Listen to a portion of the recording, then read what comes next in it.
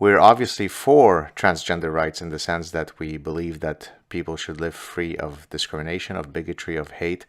But of course, that applies to any person living in a free and just society. Of course, Gad. You'd never sit there nodding your head while someone went on about how they'd happily discriminate against a minority group. And you'd definitely not agree with their take when asked directly. You're all about people living free of bigotry, discrimination, and hate. If I were an employer right now, and I know that this is going to come out sounding bigoted, but I'm not going to want any transgenders working for me because I do not want to have a word police around me constantly. And so I'm not going to put down, I'm not hiring you because X, Y, Z, but inside it's going to create a sort of, I don't want to say bigotry, but it's fear, and it's a paralysis where I just don't want to be around you. I don't want to have that sort of thing in my office, in my workspace, where everyone's going to have to constantly be policing their words. I just want to be around people who are he's and she's, and it correlates to what my eyes are ascertaining here. Do you think I'm onto something or no? No, absolutely. Oof. Now, that's embarrassing.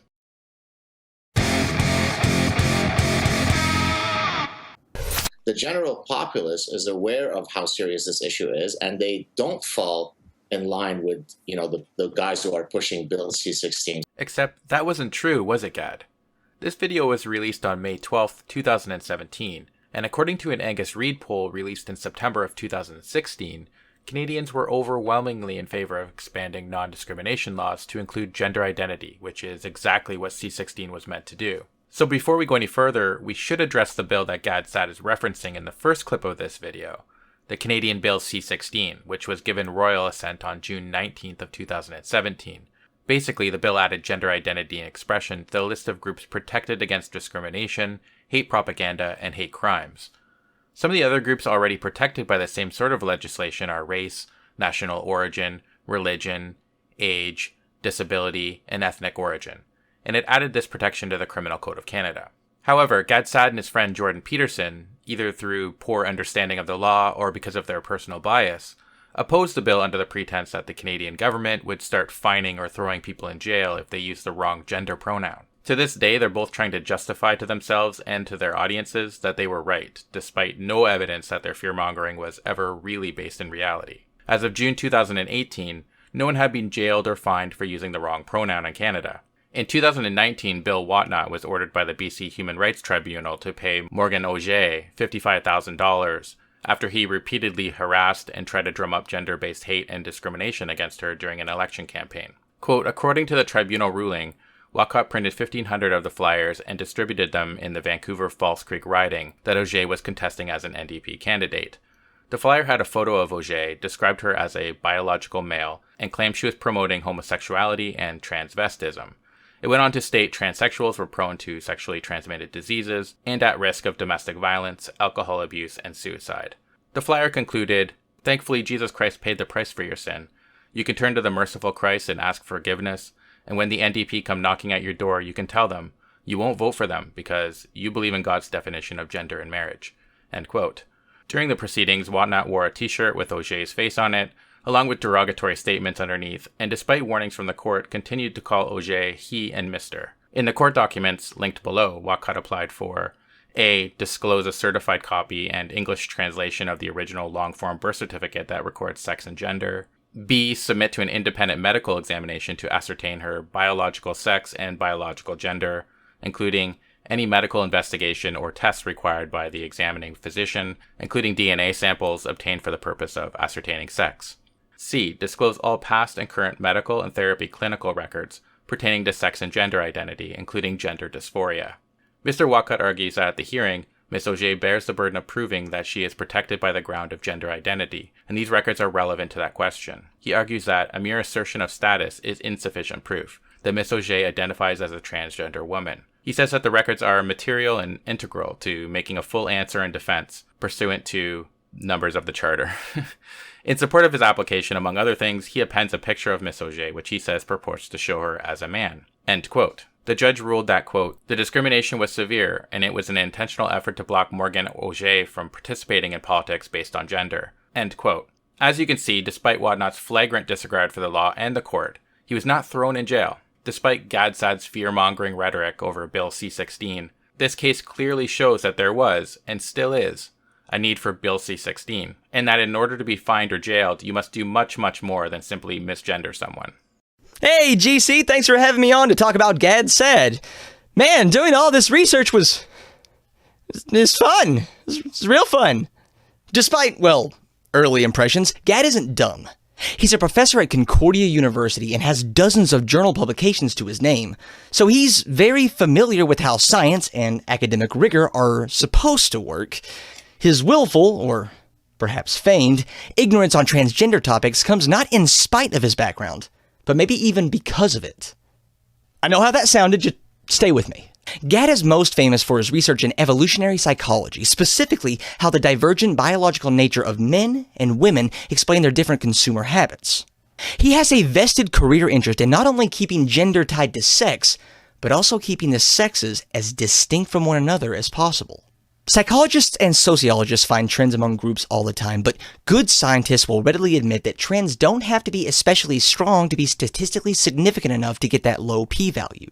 For example, in this paper he co-authored for the Journal of Business Research on how menstrual cycles affect gift giving, the results easily show an effect, but with standard deviations so high that telling an individual that this will affect them, specifically them, in any specific way is downright unscientific, which makes the application of this research to any one person borderline useless. And Gad really doesn't like that.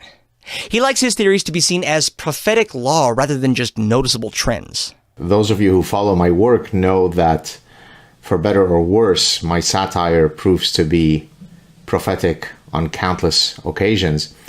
And this is not by coincidence. It turns out that because I am very adept at seeing where the trajectory of the slope of infinite lunacy is taking us, the slippery slope of infinite lunacy, then I'm able to know where folks are going to end up in their idiocy, and then I'm able to preemptively satirize it. He's downright scared of too many kids in his class coming up to him to say, "Respectfully, sir, I find this theory doesn't quite apply to me." So I'm not suggesting that it is guaranteed that it will become illegal, but a sensitive transgender student who would take offense could then potentially file a complaint against me under Bill C-16. So example, I walk into class and I explain how sex differences arise. I talk about differences in consumatory behavior, because what I do in my research is I link evolutionary biology to consumer behavior.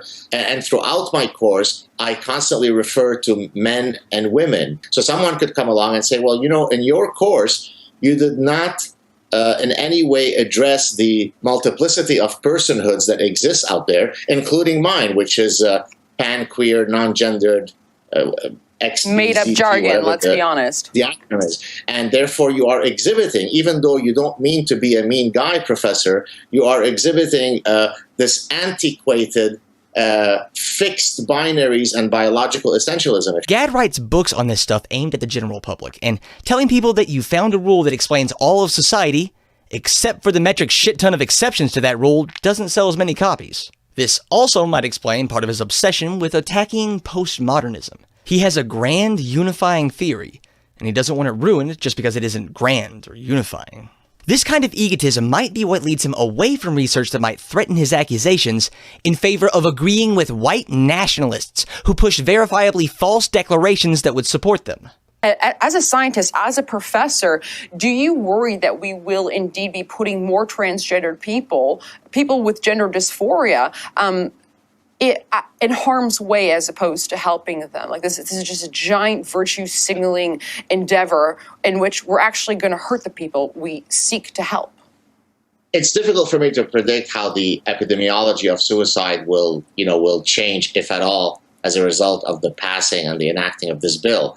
But I could tell you this: the idea that because the transgendered suffer high suicide rates, that ergo this must imply that they are nefarious forces, for example, greater bullying, and therefore we need to find a way to protect them. At least as far as I know, although I'm not an expert on that particular literature, as far as I know, that causality has not been established. It's Let me correlation, give you a it's not corollary. causation, 100%. The honest thing to do would be to push back against a statement without evidence. And the academic thing to do would be doing even a little bit of research on a topic you've been called upon to discuss. But he either didn't do the research that would show him that transgender people in Canada are enormously more likely to face severe bullying and discrimination, and that the current scientific consensus and recommendations from reputable psychological associations view transitioning as the best course of treatment for most people with gender dysphoria. Or, considering that psychology is his field, he probably does know, but he doesn't want to correct someone pushing a worldview he agrees with. He'll even sit and smile while someone tells him, an atheist, that trans people are bad because creationism says so. These are the children of postmodernism that designed this legislation. For them, there's no such thing as reason and logic. You know, when I see, you look at the human eyeball, it's designed to see. There's intentionality, there's purpose to it, right? You look at the human race, man and woman, there's purpose, and it is to procreate and be together. And transgenderism in and of itself, I think, erases a lot of that. Science. Famously in search of conclusions, regardless of how you got there. This misrepresentation of the facts doesn't just stop at his seemingly willful ignorance of the science, however. Every now and again, Gad dips his toes into current events and lets his audience know just what they should be outraged over today. His job is made easier by the fact that he lets his right-wing news sources do the framing for him. In this video, Gad cites a Federalist article titled, "School Punishes Male Teacher for Refusing to Watch a Naked Girl in the Boys' Locker Room," as proof that his concerns about Bill C-16 were just and well-founded, despite the fact that the story is from Texas and therefore not subject to a Canadian law. But that's just proof that the lunacy is spreading. To hear Gad's take on the way the Federalist tells it, this innocent PE teacher was punished for the noble mistake of being uncomfortable watching someone who was obviously a confused young girl undress in front of him. Which is a very convenient framing for someone trying to convince you that transgender ideology is a slippery slope forcing schools into insanity. Oh, hey, they even include that in the article. However, when you get the story from, say, the local news from that area, you find out that actually, the PE teacher was taking a stand against letting a transgender student use the locker room that matched his gender. He took this stand for two reasons. One, he's a Christian, and two, young females need their privacy.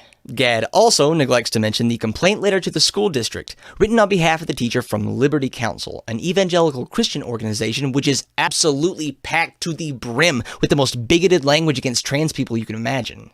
This doesn't really seem to line up with his claim that, Of course, I support the right of every individual to live free of discrimination and bigotry in a just society. I mean, if that were true, you'd think he'd support the LGBT Long-Term Care Facility Residents' Bill of Rights, which would criminalize the repeated intentional misgendering of an individual within this specific healthcare context. That definitely qualifies as harassment, and it fits perfectly in line with not discriminating against people, right?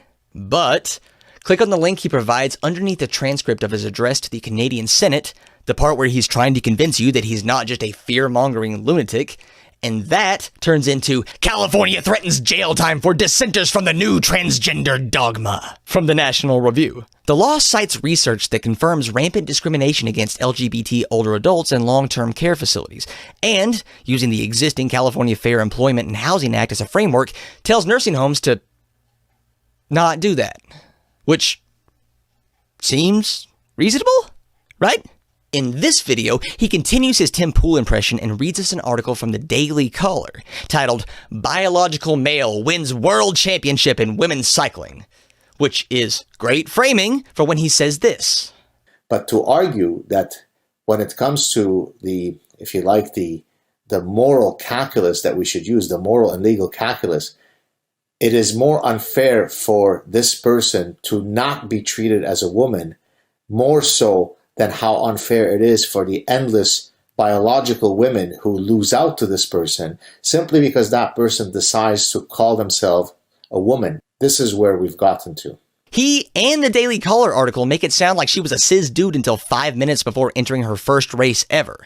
Had he bothered to look up her actual race history, which took me all of 10 seconds, He might have been comforted by the dozens and dozens of times she lost to those feeble cisgender women, sometimes coming in as low as 81st place.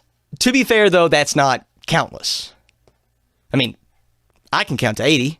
Remember, you don't have to have any sex change operation. You simply have to self-identify as a woman, and you're a woman.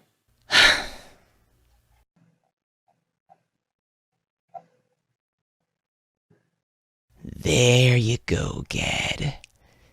Don't want to scare you. But sometimes even the right-wing sites don't go far enough. Like this one. California first graders sent to principal's office for misgendering classmate. Even the explicitly anti-trans article mentions that it's not clear whether or not the girl who did that was actually disciplined. Somehow, though, when linking to this article in that Senate address transcript from earlier, he describes it as first grade student investigated for misgendering. Investigated? Like by the cops? And Gad loves his anecdotes. Take this recent video by Gad where he tells his audience his unwarranted fearmongering over Bill C-16 has been vindicated every step of the way. Now, in my case, when I appear in front of the Canadian Senate, and you can certainly listen to my testimony and then the subsequent conversation with the senators, I argued that there were many downstream effects, the proverbial slippery slope, where if you push the trajectory of the lunacy to its illogical ends, then all sorts of craziness would happen. And of course, at every step of the way, I've been vindicated. My favorite part of that clip is where he admits using the slippery slope fallacy to push his agenda. But that aside, what evidence does he have for his vindication? Why, an email from an anonymous person, of course. So in one case, this was several months ago, I received an email from someone who was a doctoral candidate. I won't mention any details where the person was working. I won't identify anything because I suspect they wanted this information to be confidential. But they had received an email compelling them to use in their signatures, their email signatures. So, was it asking them or compelling them? Because that's two very different things, Gad. Were they able to refuse? And if not, what sort of repercussions could they face for refusing? Right now, this sounds like an institution suggesting that people put the preferred pronouns in their email signatures, not some insidious plot by the government to put people in jail if they refuse. Anyhow, carry on. To use the pronoun stuff, to list all the pronouns that the person in question or anyone working at the organization should use. So in this case, it went well beyond Jordan's concern of the government compelling him to address another using gender pronouns. In this case, the institution was compelling an individual to participate in the gender pronoun story, not so much in how they address others, but that they should signal how they wish to be addressed, even though the person in question does not have any issues with their gender. They are cis-normative, but everyone should abide to this new gender pronoun reality. How is this in any way beyond the government compelling him? If I work in a business where I'm coming into constant contact with the public, and my manager asks me nicely to specify my gender pronouns, how is that above and beyond the government forcing me to do so? And if they're cisgender, I'm going to assume that's what you meant by cis-normative, which means something different, but doesn't really fit the context here. Just use the pronouns that apply. I mean, this isn't that hard, man. It's not rocket science. They're not asking you to chop off your pinky finger and present it to them. People are simply asking you to use a specific pronoun, and they'll use the one you prefer. But also, an email from what is likely to be one of your fans isn't vindication. Not even close. It's just someone else getting all bent out of shape because they were asked to do something that isn't even related to Bill C-16. And if anything, it shows how successful your fearmongering can be. He has another example, but it's very similar to the first. Basically, someone was asked to include the preferred gender pronouns on their name tag during a conference. The same objections apply there, so I'll hand you back over to Jangles. As I've hopefully demonstrated, Gad knows what it takes to construct a cogent argument. You can't author that many papers in that many journals if your claims are built on flimsy premises. Mostly. But an argument doesn't have to be free of fallacies to be convincing, especially if your audience wants their suspicions confirmed rather than questioned. Gad has written about something called Munchausen syndrome in the past, and he used the term both in his Senate address and the synopsis of it in his interview with Faith Goldy to refer to trans activists. Munchausen syndrome is a mental illness in which a person acts as if they are suffering when they really aren't, in order to gain sympathy and empathy from others. There are facts and statistics showing societal maltreatment of LGBT people, with trans people getting the worst of it, and that's apparently not enough proof for him to believe that anti-discrimination laws aren't the result of virtue-signaling lawmakers catering to the tyranny of the minority. But emails. Emails where people were asked to provide pronouns. Now that's vindication of our descent into totalitarian lunacy. And that's when he bothers to provide any evidence whatsoever. Despite being very obviously mad that he was laughed at for his doomspeak in front of the Canadian Senate. For all we know, this conversation that we're about to have is going to be illegal down the road. And so I'm wondering, could you give us specific examples of the sorts of stuff that you want to talk about in a university lecture that would be forbidden if C-16 is passed? So, of course, when I tried to make that point, many of the lobotomized senators scoffed and laughed and rolled their eyes. But of course, they had no response to my concerns, right? He's not above the old argument from incredulity. Take this video from just a week before we began writing this script, where he cites a joke he told about a trans woman getting a cervical exam as proof of his prophetic satire.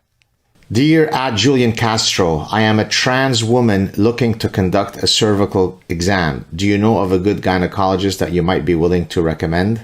He reads the entirety of a statement from the Canadian Cancer Society saying that, yeah, actually trans women can get a form of cervical cancer, and they should talk to their healthcare providers about getting screened. Instead of admitting he was wrong or providing proof as to why this shouldn't be a thing, here's how he ends the video. Here's the bottom line. If you're a trans woman who's had bottom surgery, discuss your personal risk for cancer in your neo-vagina or neo-cervix with your healthcare provider and come up with a plan for screening that works for you. Have a good weekend, everybody. Is it still satire if it turned out to be legitimate medical advice? If not, don't worry, he's got more. His satire is there to make an argument, just like all satire and all jokes, for that matter. In fact, his favorite joke is an argument from incredulity. What joke, you ask? The joke. The only joke. Boy, does he sure like it. He sure does. Jokes? Woo! Do we have some grade A joke telling from Gad? Strap in. I identify as trans weight. I identify as a progressive, differently weighted trans woman of color. I identify as trans ethnic. I identify as a trans climber. I'm a trans linguist. Trans identify the victim as your child. What? Yeah, Gad. No one has ever heard that joke before. Please don't confuse us with your oh-so-subtle humor. Anyhow, that's it for this video. Thanks for watching. If you like this video, please go check out Jangle Science Lad's channel. The link will be in the description as well as in the first comment. Take care and cheers. You take me home, invite me in. The lights go down and we begin.